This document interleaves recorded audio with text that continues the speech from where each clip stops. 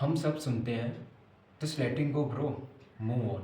लेकिन क्या इतना आसान है? हम अक्सर सोचते हैं कि लेटिंग गो का असली मतलब है कोई पर्सन, कोई पुरानी याद या फिर पास्ट में की गई हुई कोई गलती को एकदम अपने माइंड से पूरी तरह से हटा देना, just like a hitting like a delete button. But in reality क्या ऐसा कोई बटन है?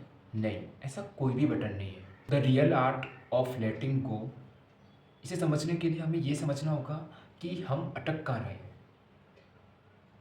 We don't hold on to that person और past.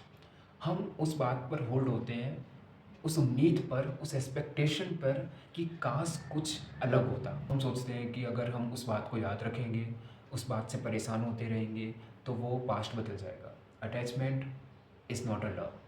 Sometimes attachment is your ego refusing the reality of acceptance. तो फिर असली लेटिंग गो क्या है? इट्स नॉट फॉरगेटिंग, इसका मतलब भूलना नहीं है।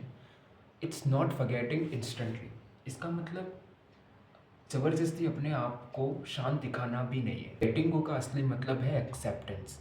इसका मतलब जो मेरे साथ पास्ट में हुआ वो वैसा ही होना था और मैं उसे बदल नहीं सकता।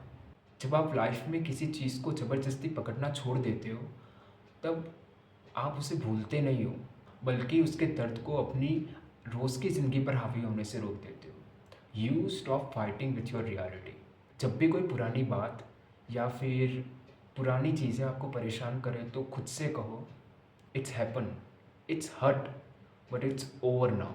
अपनी एनर्जी को पास्ट को फिक्स करने में वेस्ट मत करो, बल्कि उसे इन्वेस्ट करो अपनी प्रेजेंट लाइफ को बेहतर बनाने के लिए।